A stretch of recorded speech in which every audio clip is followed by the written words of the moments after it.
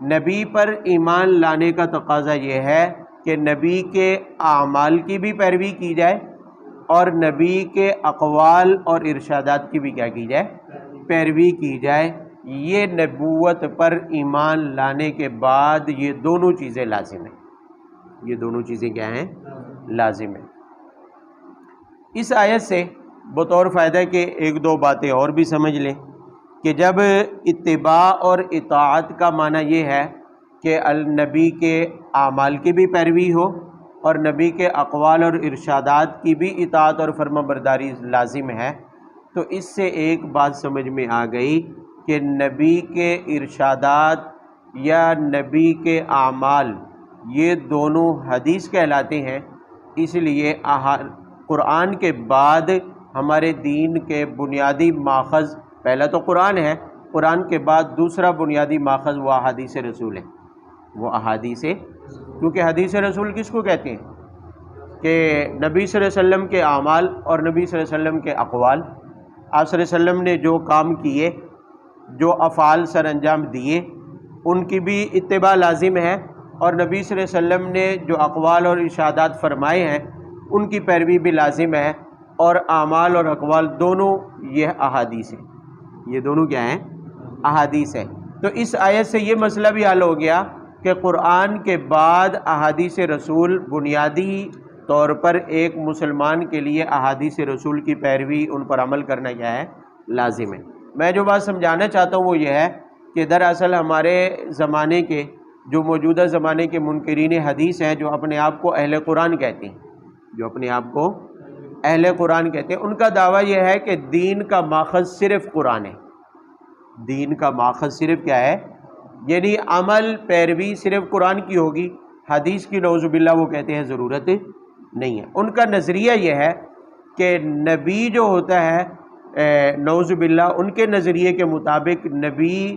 صرف ایک ڈاکیے کے طور پر اپنا فریضہ سر انجام دیتا ہے، ڈاکیے کے طور پر،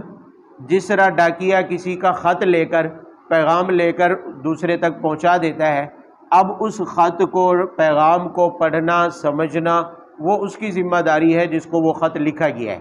جس کو وہ خط بھیجا گیا ہے۔ یہ ڈاکیے کی ذمہ داری نہیں ہے کہ وہ خط کو سمجھے، پڑھے اور سنائے۔ تو نعوذ باللہ ان کا نظریہ یہ ہے کہ نبی کی ذمہ داری صرف قرآن پاک کو لوگوں تک پہنچا دینا تھا، اس کو سمجھنا، اس پر عمل کرنا، اس کے مفہوم اور تشریح، یہ ساری کی ساری ہماری اپنی ذمہ داری ہے، یہ نبی کی ذمہ داری نہیں ہے۔ یہ ان کا نظریہ ہے۔ تو ظاہر ہے جب وہ نبی کی حیثیت اور مقام ایک ڈاکیے جتنا مانتے ہیں تو وہ نبی کے ارشادات اور اعمال کی تعمیل کو ضروری نہیں سمجھتے، اس لیے وہ احادیث رسول کا انکار کرتے ہیں کہ دین کا بنیادی ماخذ وہ کہتے ہیں بس قرآن ہے، قرآن کے علاوہ کسی اور چیز پر ایمان رکھنے کی ضرورت، کسی اور چیز سے احکام شریعت کو مستنبط کرنے کی بھی کوئی ضرورت نہیں ہے۔ یہ ان کا نظریہ ہے جو صراحتاً غلط ہے۔ زیادہ تفصیل میں جانے کے لیے وقت نہیں ہے، بس اس آیت کی روشنی میں سمجھ لیں کہ یہ آیت ان حضرات کے اس نظریے کی تردید کر رہی ہے، اس نظریے کی کیا کر رہی ہے؟ بھئی کیا فرمایا گیا اس آیت میں کہ اللہ سے محبت ہے تو نبی کی اتباع بھی لازم، اطاعت بھی کیا ہے، اتباع اعمال کی ہوتی ہے، اور اطاعت احکام کی، اقوال اور ارشادات کی ہوتی ہے، اور اعمال اور ارشادات نبی دونوں حدیث کہلاتے ہیں، دونوں کیا کہلاتے ہیں، حدیث کہلاتے ہیں۔ تو گویا کہ اس آیت کی روشنی میں یہ ثابت ہوا کہ نبی صلی اللہ علیہ وسلم کے اعمال جو حدیث میں مذکور ہیں، اور اسی طرح نبی صلی اللہ علیہ وسلم کے جو ارشادات احادیث میں مذکور ہیں، ان دونوں کو ماننا یہ بھی دین کا حصہ ہے، یہ بھی دین کا کیا ہے،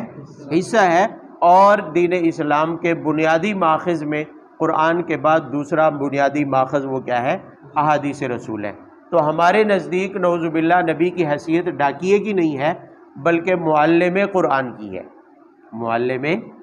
نبی صلی اللہ علیہ وسلم قرآن کے معلم ہیں، قرآن کے شارح ہیں، قرآن کو بیان کرنے والے ہیں۔ تو نبی صلی اللہ علیہ وسلم جو کچھ دنیا میں اعمال سر انجام دیں گے ان کی پیروی بھی لازم ہے، جو ارشادات فرمائیں گے ان احکام کی اطاعت اور فرما برداری بھی کیا ہے، لازم ہے، اور اسی کو احادیث رسول کہتے ہیں۔ احادیث رسول میں یا تو آپ صلی اللہ علیہ وسلم کے اعمال مذکور ہیں یا آپ صلی اللہ علیہ وسلم کے ارشادات اور اقوال مذکور ہیں، تو احادیث رسول کی پیروی اور ان پر ایمان رکھنا اور ان کو ماننا اور دین کے بنیادی ماخذ کے طور پر ان سے مسائل اور احکام شریعت کا استنباط کرنا،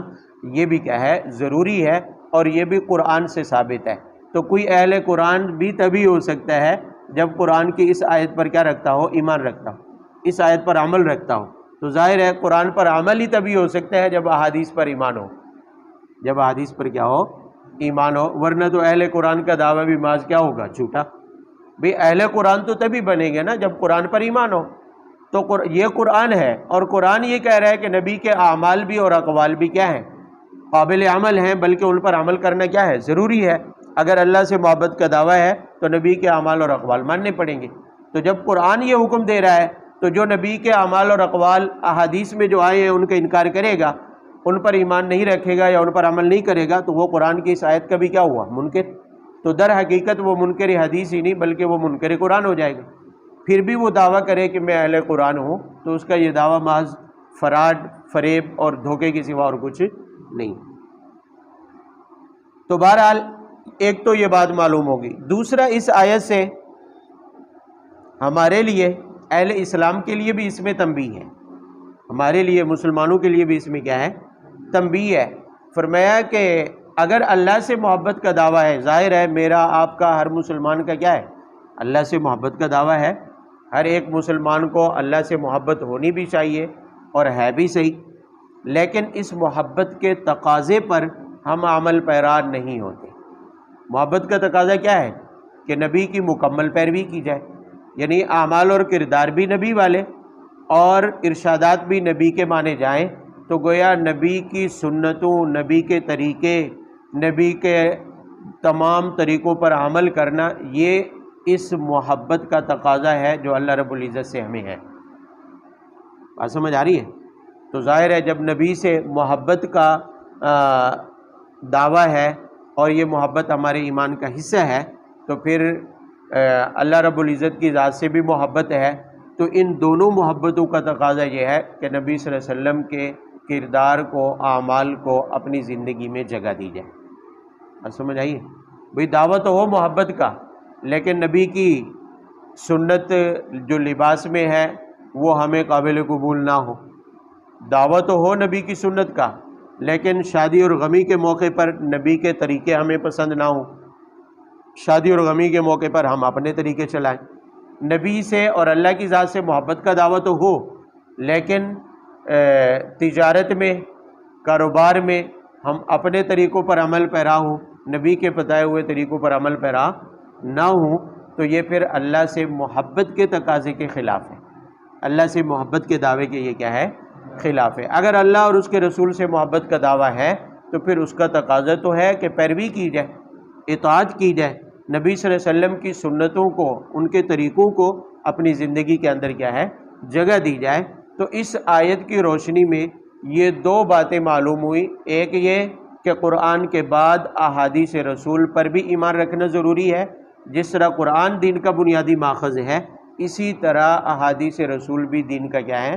بنیادی ماخذ ہے، شریعت کے احکام کا بنیادی ماخذ، جس طرح قرآن ہے احادیث بھی ہیں۔ اور دوسری بات یہ معلوم ہوئی کہ اس آیت کی روشنی میں یہ ہماری اللہ سے محبت کا امتحان بھی ہے۔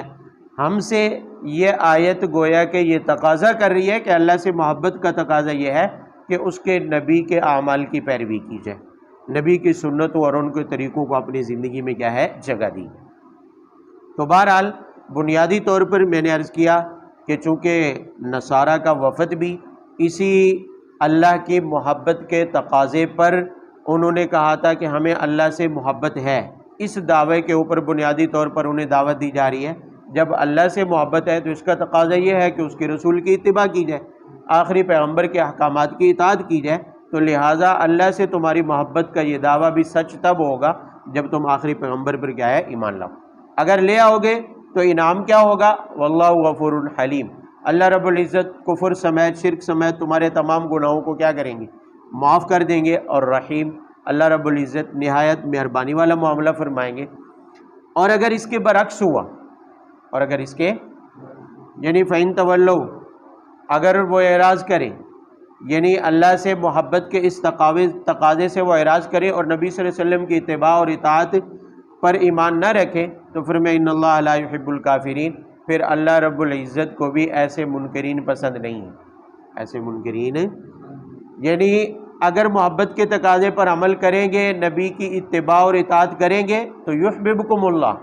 پھر تو اللہ ان سے محبت کریں گے، پھر تو اللہ ان سے کیا کریں گے۔ لیکن اگر وہ نبی کی اتباع اور پیروی سے اطاعت سے منہ موڑ لیں گے تو فإن اللہ لا يحب الکافرین، پھر یک طرفہ محبت تو نہیں چلتی، یک طرفہ محبت تو